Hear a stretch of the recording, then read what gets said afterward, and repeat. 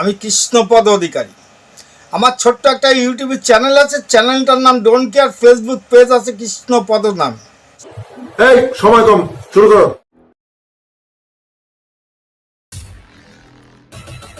Don't care Facebook page আছে কৃষ্ণপদ নামে। যদি বলেন আজকের কি নিয়ে আপনি আলোচনা করবেন, কি নিয়ে কথা বলবেন, কি নিয়ে প্রতিবাদ করবেন, তাহলে সর্বপ্রথম বলতে হয় হাকিম সাহেবের কথা।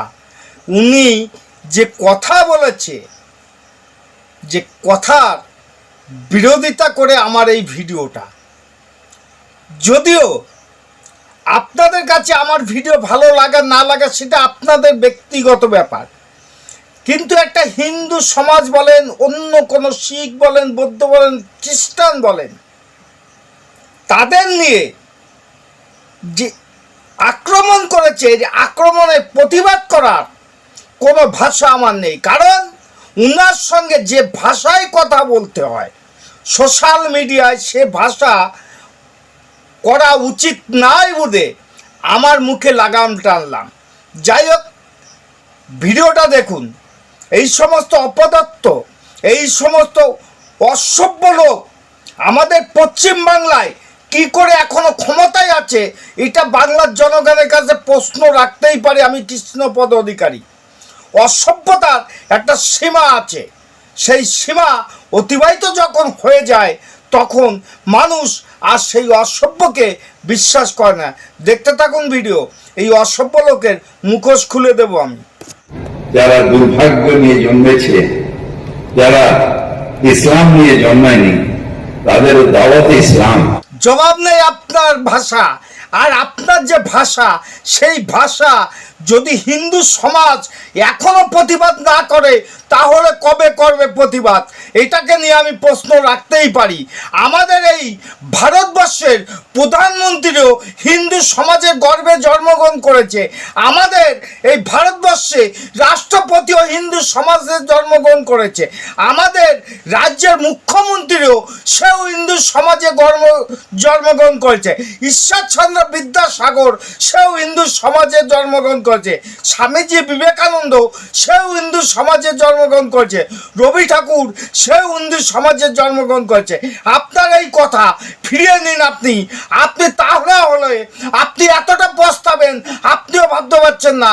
কারণ আপনার পরিচয়, এবং আমিও বলতে চাই, হিন্দু সমাজের রক্ত আপনার শরীরে বইছে। যদি বলেন কিসের জন্য, কোনো কথাও যদি না হয়, হসপিটালের থেকে আপনার শরীরে কোনো দিন নাই কোনো সময় হিন্দু সমাজের রক্ত গেছে। ব্লাড ব্যাংকে নাম লেখা থাকে না এটা হিন্দুদের রক্ত, এটা মুসলমানদের রক্ত। সামলিয়ে যান, সামলিয়ে থাকার চেষ্টা করুন। আপনি যে কথা বলেছেন সেই কথা ফিরিয়ে নিন, তা না হলে বাংলার জনগণ, এই ভারতবর্ষে 150 কোটি লোককে যে অপদস্থ করেছেন সেটার প্রশ্নর উত্তর ভারতবর্ষের লোক দিয়ে দেবে। সামলিয়ে যান, মুখ সামলিয়ে যান। হিন্দু সমাজকে নিয়ে আপনি এত ছেলেখেলা করবেন না। হিন্দু সমাজ একটা আগুনের গোল্লা, এই যখন আগুন লেগে যাবে তখন আপনার কোনো ফায়ার ব্রিগেডেও আপনাকে রক্ষা করতে পারবে না। বলে দিলাম, হিন্দু সমাজকে নিয়ে কোনো মন্তব্য আপনি করবেন না। দেখতে থাকুন। যারা দুর্ভাগ্য নিয়ে জন্মেছে, যারা ইসলাম নিয়ে জন্মায়নি, তাদের দাওয়াতে ইসলাম। আপনারা যে 3টি শিশু দেখতে পাচ্ছেন, এরা অরিজিনাল হিন্দু ছিল। আজকে নায়েবে আমির মুফতি সৈয়দ মোহাম্মদ ফয়জুল করিম শাহেকে চরমনাইয়ের হাতে হাত রেখে এরা মুসলমান হয়েছে। সুন্দর সুন্দর ভিডিও দেখালেন আপনি। এরা মুসলমান হয়েছে, আগে হিন্দু সমাজে ছিল। ভুল করছেন আপনি। মায়ের অগ্রাধিকার থাকে। মাকে বাদ দিয়ে যদি কোনো শিশুকে এই ইসলাম ধর্মে আপনি দীক্ষিত করেছেন, এর জন্য কি আইনে সাজা হতে পারে আপনি জানেন না। ওই মা 4খানা কেস করেছে ওই বাবার নামে। কি লোভ দিলেন আর কি দিলেন সেটাও জানে না বাংলার জনগণ। কিন্তু আপনি জেনে রাখেন, এই শিশুদের যেভাবে একটা ধর্ম থেকে অন্য ধর্মে স্বীকৃতি দিয়ে আপনি ভিডিও করে ছাড়ছেন এবং নেটওয়ার্ক সমাজে আপনি দেখাচ্ছেন যে আমি এই হিন্দু সমাজের 3টি নাবালক বাচ্চা তাদের হিন্দু সমাজ থেকে মুসলমান সমাজে এনেছি, ভুল করছেন। আইন কোনো দিন ক্ষমা করে না, আইনও কোনো দিন ক্ষমা হবে না, কারণ এরা ধর্ম, কর্ম, আইন, আদালত কিছুই বোঝে না।